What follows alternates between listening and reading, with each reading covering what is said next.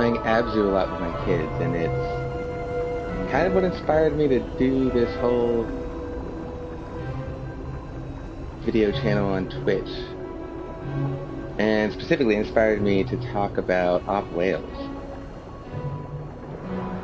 which is an anonymous project. It's been on Twitter, probably a few other places for a long time. Whoa, sharks.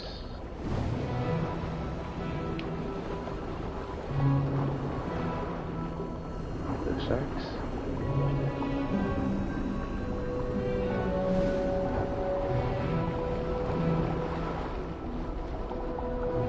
OpWhales is an anonymous project where they're trying to encourage people to stand up for whales' rights and specifically stand against the imprisonment and breeding of whales in places like SeaWorld or in places that breed them for places like SeaWorld.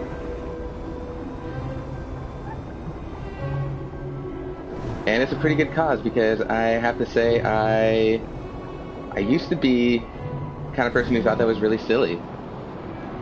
It's funny when you think about how much effort, or maybe not effort, just how much casual dismissal went into the idea of whales' rights, and kind of every time you see a bunch of comedy hippies in like an old sitcom or something, or a Saturday Night Live sketch or whatever, there's always someone there with a Save the Whales sign. That's pretty much like, you know, the stupidest person you can imagine, the stupidest thing a person can stand for. Save the whales? Why? They're just big, dumb lumps that float around in the ocean. Ooh, dugongs. Also creatures worth saving. Op dugong, I say. The idea of whales' rights has been very, very, very, very effectively mocked, or effectively destroyed in anything close to our pop culture. Pretty much the one place where they wanted you to stand for whales' rights or for cetacean rights, the right to, and the rights of people like this, is in Captain Planet. Captain Planet was right about everything. I love Captain Planet. Go watch a ton of it on YouTube. Why has Captain Planet never had a remake? Except for that really hilarious one that they did on Adult Swim. And even that Captain Planet didn't go too far, I say. Anyways, I used to think it was really silly, and then, I'm not ashamed of it, I saw Maisie Williams standing for the Dolphin Project, and that was enough to make me realize it was stupid for me to be against whales' rights. I basically saw her up at that Japanese cove, running the binoculars for the people down in the water trying to stop the dolphins from being massacred. And I said, you know what? I'm going full-blown whales' rights. Let's do it. You know that feeling you have when you've been dragged into a new belief or opened your mind to some cool new political philosophy, and you think to yourself, oh my god, how did I spend so much time not believing in this? I wasted so much of my time being a chump who didn't care about this kind of thing.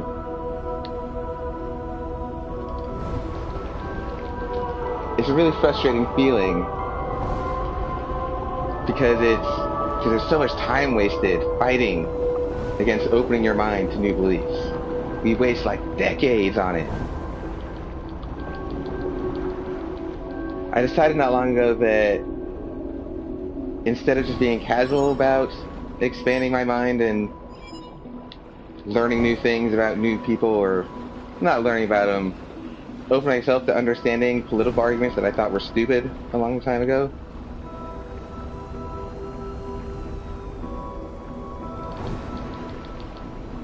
God, I love this. Is that one I can meditate on? So many statues to be meditated on.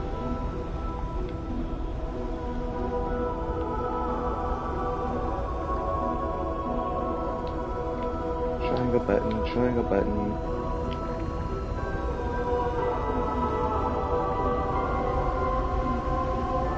Sure. Anyways, where was I? Yes, rambling about OpWhales. I'm checking to see if there's anything useful at the bottom. So yeah, I decided that instead of wasting time, figuring it out a little bit at a time, having like, that time-wasting struggle where you're against caring about this group of people or this type of creature or whatever, and just skip all of that years of wasted time and just jump for the most out there things I could care about. Just jump straight to the part where I'm looking for the most, what people consider the most, what people have told me are the most out there political beliefs. And by out there, I mean native rights, equal rights for everyone, animal rights, being anti-nuclear, being anti-war, being outside of the ridiculous, monstrous, pure evil two-party system that we have going here in America, where they cheer war on both sides and are basically blasting their way across the world. There's something.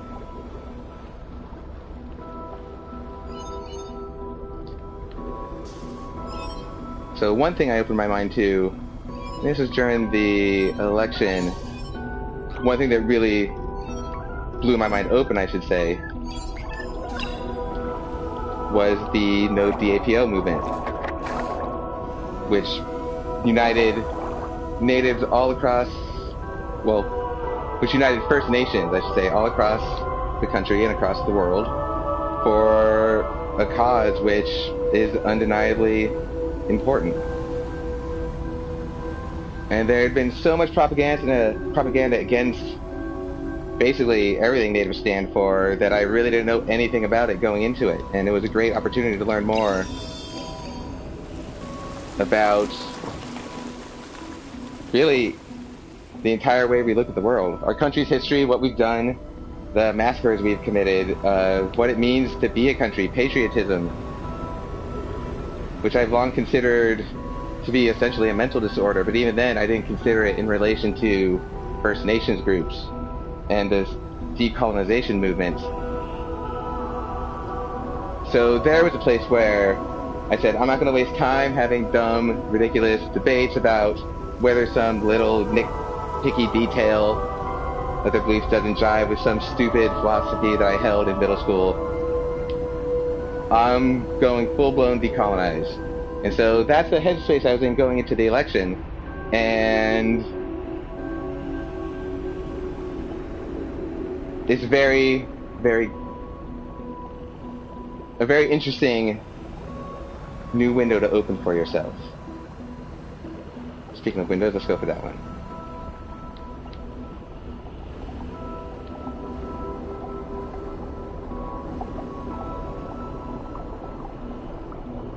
And so thinking about this around New Year's, I remembered what I've been telling myself for so many years, that it's important to expand your mind as far as it can without wasting time on stupid struggles against it. I was thinking of all the implications it's had for my beliefs, for everything happening in the world, for what we should do as a people. And I thought, you know what, I need to level up again. I thought about, what was this before or after?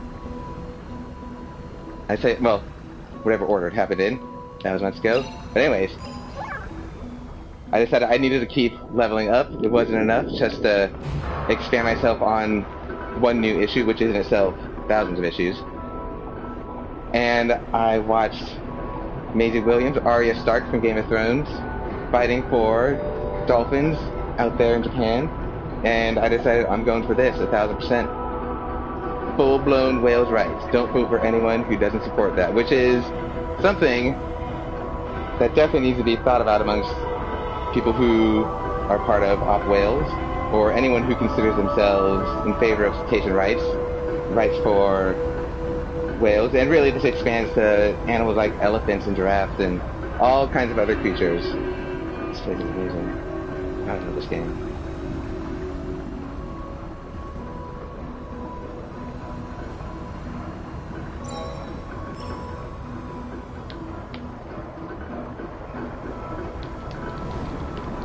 applies to all kinds of animals. But OpWhales specifically was the one I was focused on. But really, if you're voting for someone who supports whales' rights, they probably support all the other animals' rights too, which is one of the great things about it, is it really connects a lot of different political movements. If you want to be in favor of the rights of whales and other sea creatures like dugongs or what have you, or seals or sea lions, then you need to be in favor of anti-pollution laws, because water pollution really hurts these creatures, and maybe even more responsible for damaging them than, you know, the giant, disturbing dolphin massacres that happen. Which, one great reason to subscribe to, or to look up the hashtag OpWhales on Twitter,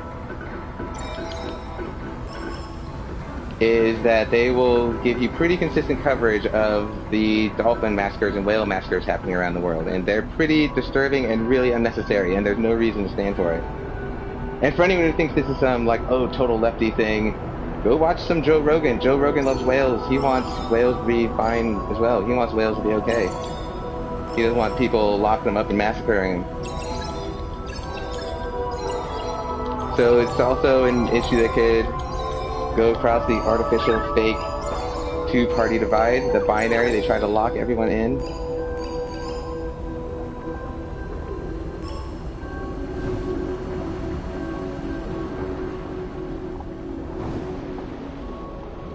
But it's something that's genuinely important, because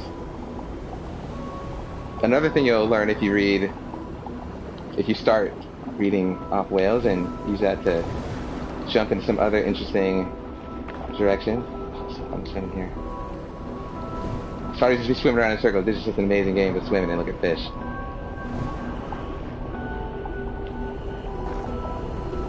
One thing you'll learn is that they have some pretty complex brain structures, and they're very, very intelligent. Kind of amazingly intelligent. And even the word intelligent is something that's kind of limiting, because it's kind of like one little slice of like the experience of being alive, so it can really feel like you're just, oh, it's intelligent, but is it alive? What about blah blah blah? Does it have a soul, this abstract thing we can't put our finger on? They have really complex brains and really big brains, and they communicate through singing and have cultures. With the amount of whales we destroyed, we wiped out cultures that we will never understand, that we could understand if we put effort into translating all these songs they're constantly singing, into putting our minds into the framework that they operate from, thinking how they think, trying to figure out what this endless music they're making means, what it means when they have hilarious squeaks at each other. We could communicate with a species. There's a lot of species we could communicate through if we put the effort and money into it. Think about Star Trek. Think about Star Wars. Think about Spock traveling back in time so we could mind meld with some whales trapped in SeaWorld. They knew it was a species that needed to be saved. Think about Star Wars, when someone walks into the Mos Eisley Canteen or anywhere. Think of how thrilled we are when we look on the movie screen and see aliens, other species, things from different worlds with different ways of thinking. Well, we kind of have that in our world. Whales, and especially octopi, they're really, really smart too. But yeah, again, whales, dolphins, and yeah, other species, octopi, elephants, they likely have something at least resembling what we call culture, and we are just wiping out any semblance of that and any chance that we will ever have to learn about it. It's like a biological library of Alexandria being burned. Oh, hello, giant shark.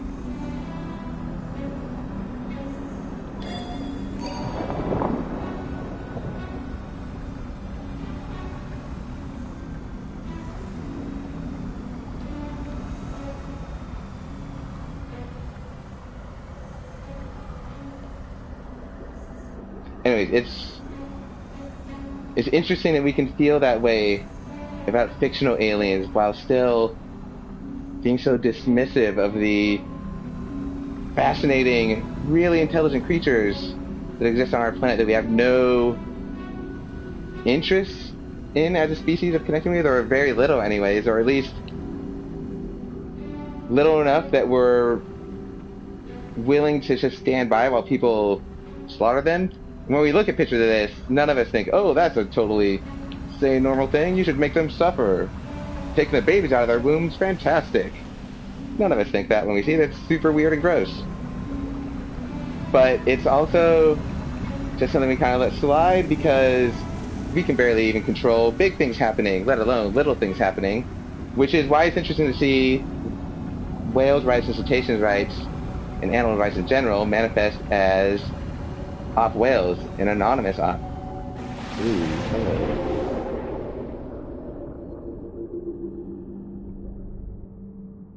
Because anonymous is more than just getting people to have a vague feeling about something. Anonymous is really about direct action, whether that's protests or hacking or who knows, maybe even some Earth First style action beyond that, some direct action. It's more than just vaguely saying you believe in it and then going on and doing nothing. Anonymous, or what remains of Anonymous, who knows if I would love it if they would revive and repower. I know they're still out there. They need to reform and regroup like Captain Planet. But anyway, Anonymous is about direct action, as clearly these manta rays are as well. And I think whales' rights, animal rights, is really something worth going direct action for. And you can say, oh, you probably aren't a full vegetarian, so it doesn't matter, or you're being a hypocrite. I still eat chicken, so yeah, totally. And I don't get mad at people for eating beef, but it's deciding what we do and don't eat and what we do and don't extend our feelings towards is something that is kind of just presented to us at birth that we don't really think about. And I think we should think about that more.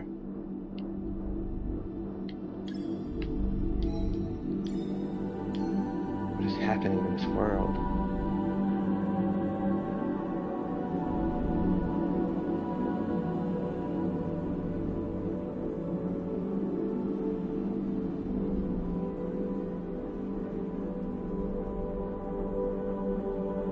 OpWhales and the no DAPL movement, the no pipeline movement, the keep it in the ground movement go really well together because both involve water protection. Wow. I love how they made this game.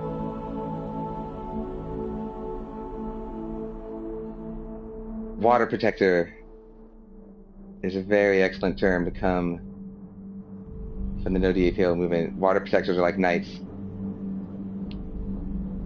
There are some dolphins. There, ooh, or killer whales. There are some orcas.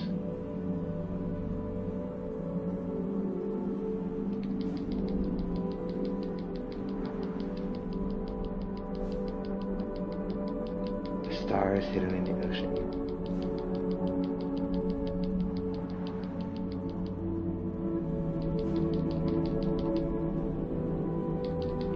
These are beings we can communicate with.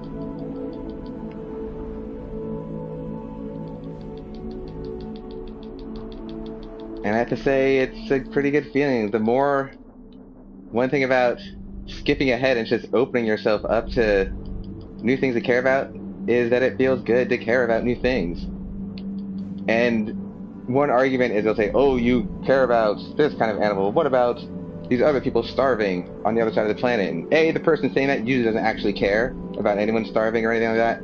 And B, there's no reason that you have to choose one or the other. And C, if you benefit one thing, it usually benefits another. Keeping the water clean for whales would keep the water clean for everyone in the world. And keeping things nice for the starving people would mean a whole lot less pollution getting into the water because they wouldn't all be in poorly run sweatshops with constant toxic sludge pumping out of them. They could get green like we're trying to do.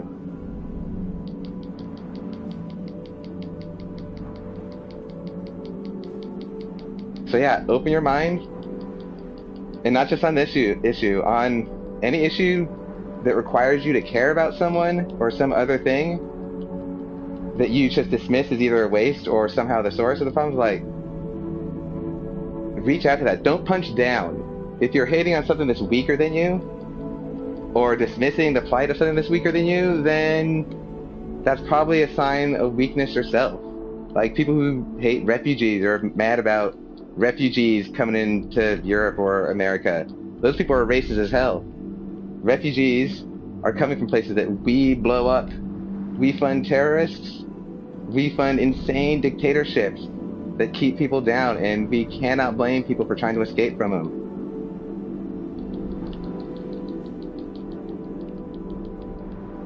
You can't arm the people you're bombing and then be mad that they're trying to escape.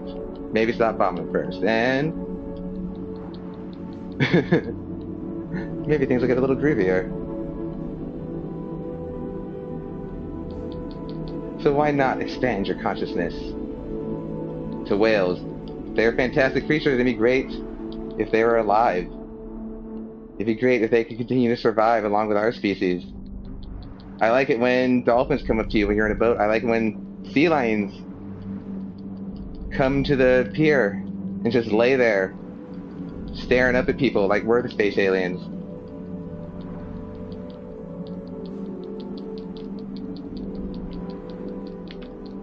And I like that there are still a few wild elephants and giraffes out there. I hope they can make it.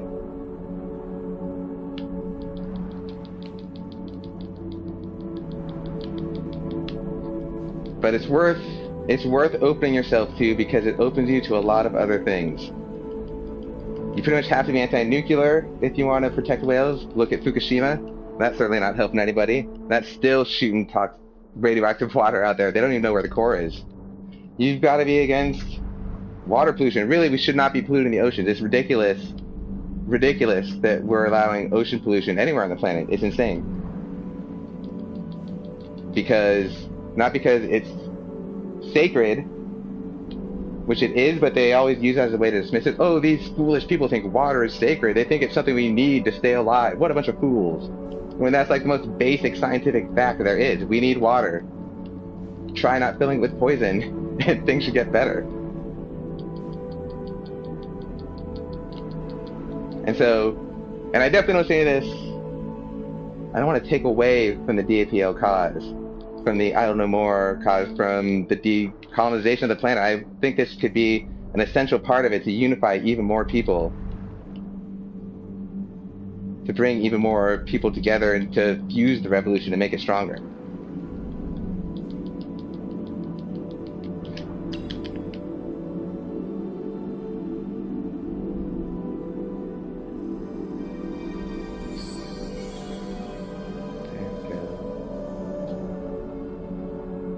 Abzu is fantastic. It's really worth playing. There are some whales. Or are those whale sharks?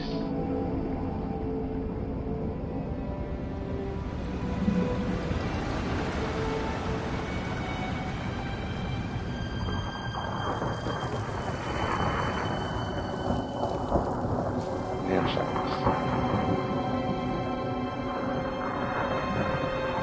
Sharks are also being way overhunted.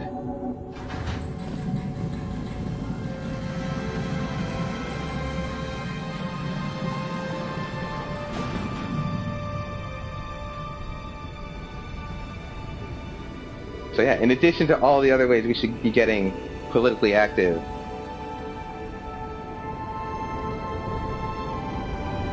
in addition to all the ways we should be embracing the term water protector, which like I said before, is like a knight. The people in the No DAPL movement who stood against the private police, the oil companies, against the Obama and Trump administrations, those are the water protectors. Those people are heroes. And you can't be a water protector without actually getting out there and doing something. So that's something to think about in terms of how that could connect with OpWhales.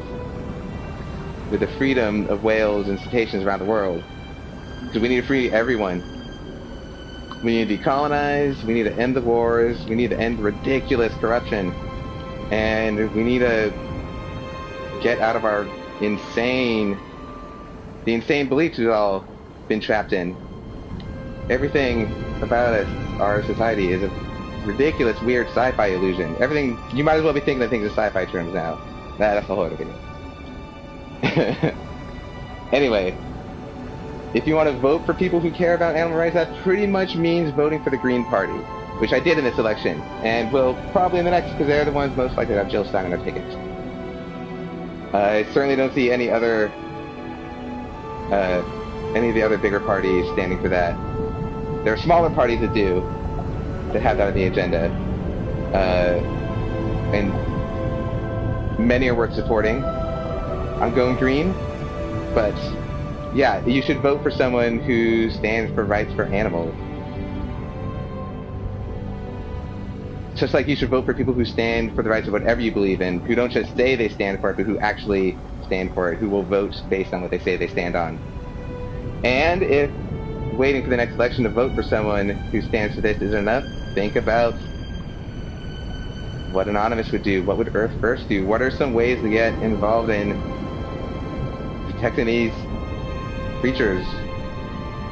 Of increasing the way we communicate with these creatures. And how can we just keep them alive? I want them to keep existing. They're interesting and they're fun. They're connected to a lot of our ancient mythologies.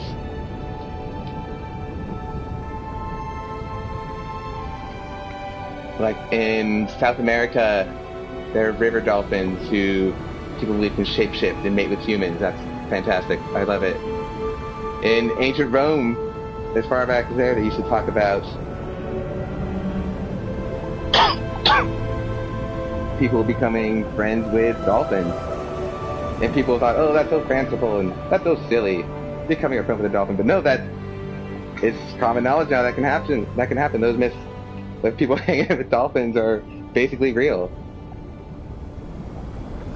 There are ancient myths in like amongst the natives of Alaska, or like in Ireland, there are the Selkies, people who can change back and forth between human and sea lion. And yeah, there are native cultures where whales can turn into people, or people can turn into whales. There was one about a tribe. The Haida people of northwestern North America tell of an evil ocean people who use killer whales as canoes. The Haida turned a chief into a killer whale, and they believe that this whale now protects them from attacks by the ocean people. That is fantastically cool. That is incredibly cool. And I'm not saying you have to like believe in this story or not, it's just really cool. And I like that these creatures exist mixed in with our lives for people to come up with this kind of stuff or experience this kind of thing. I like that that's part of our mythic history. Go watch Whale Riders. You want a little glimpse of what the Maori of New Zealand think about whales. That's a pretty amazing movie. Oh, I love these.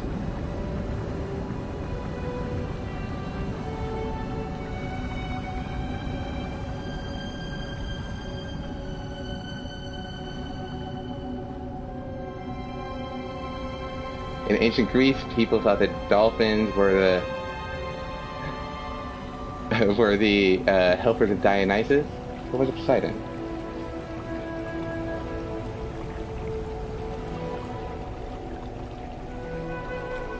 And in I love this temple. Ooh, are they more like these pictures?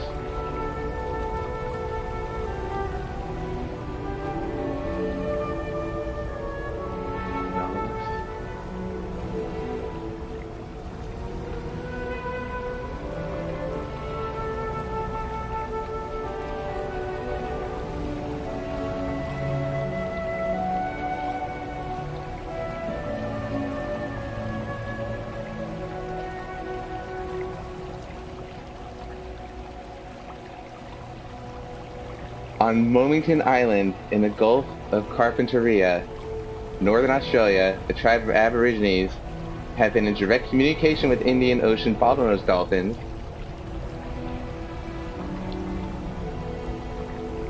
for thousands of years. They have a medicine man who calls the dolphins and speaks to them telepathically.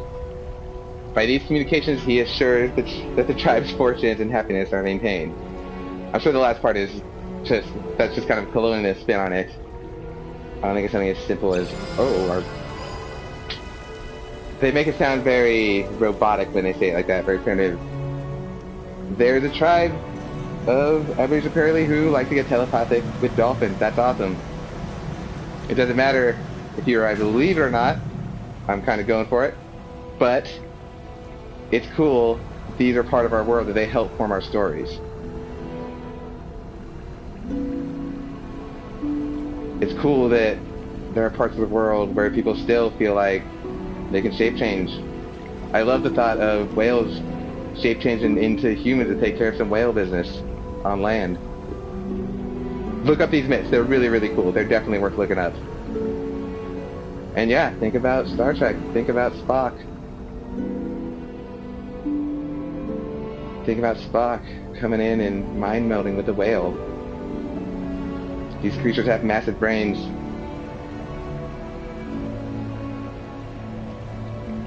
And we probably shouldn't be hacking them to pieces and driving them to extinction for dumb reasons.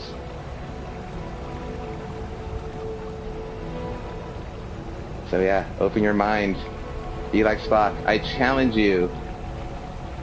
I'm sure it feels like something silly. It's a completely, if you're not someone that's already open to it, it'll feel very silly, but I challenge you to believe in the consciousness of whales for 1 week.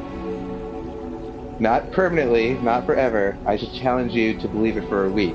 Robert Anton Wilson, a philosopher who died in the very early 2000s, but who was really big influence on my life. Robert Anton Wilson, in one of his books, I think it was Prometheus Rising, talks about an exercise where you believe something completely out there, completely crazy for 1 month, just to see how it feels to live in a world where that's true. Not like saying, oh, this is a definitely true thing, and by believing in it, participating in the experiment, I'm acknowledging that I'm a terrible person and I'm giving up a part of myself. Completely loosen yourself up. Just be like, I obviously have control of my brain. I don't have to worry about me being mind controlled if I experiment with my thoughts.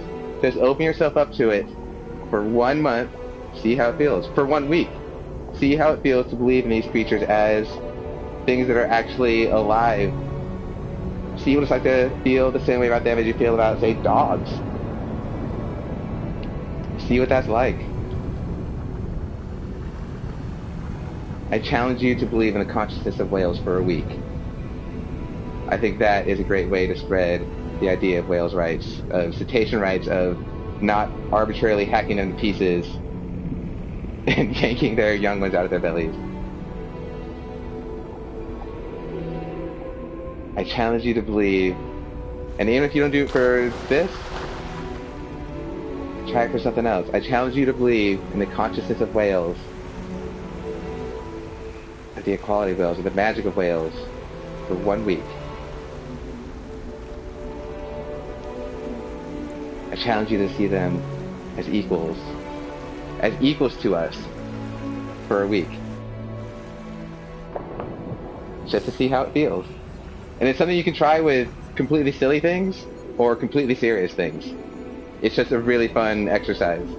So I challenge you to apply that to cetacean rights and to the way you vote. I think about direct action, anonymous, Earth First. Think about OpWhales.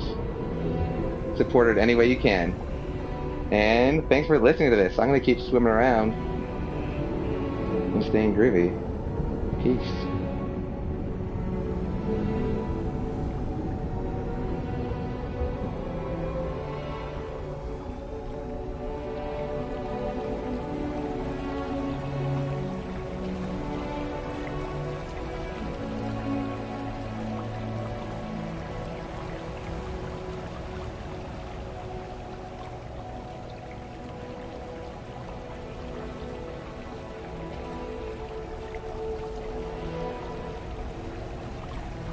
And thanks for listening to me ramble about this, by the way. This is my first experiment with this kind of thing.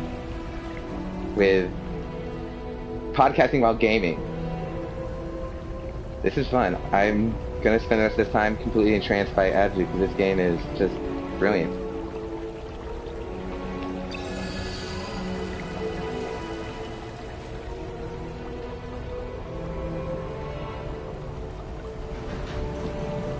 Whatever whale mythology they have going on in this game, I am a fan of it.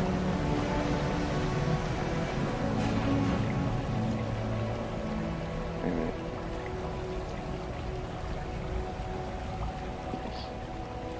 Same outfits.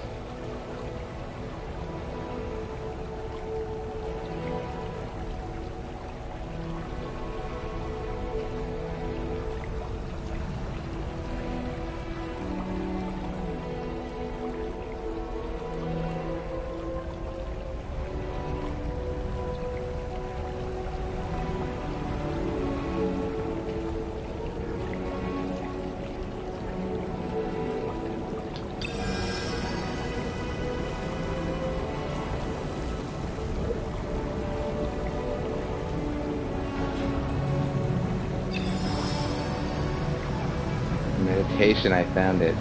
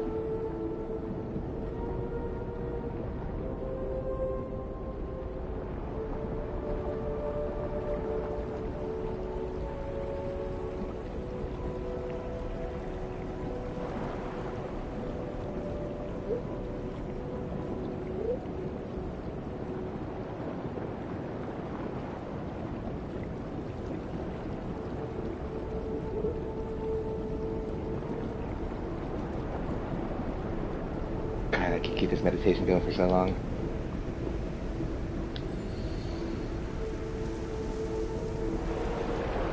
But we must continue.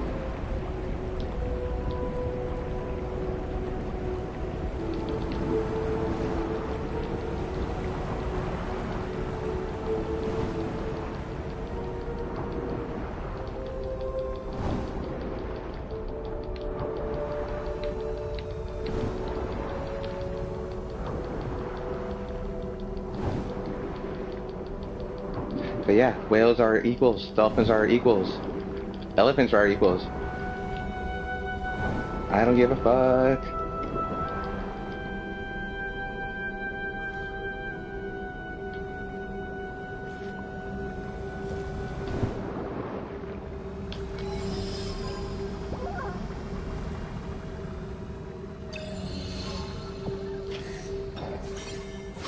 I'm logging out.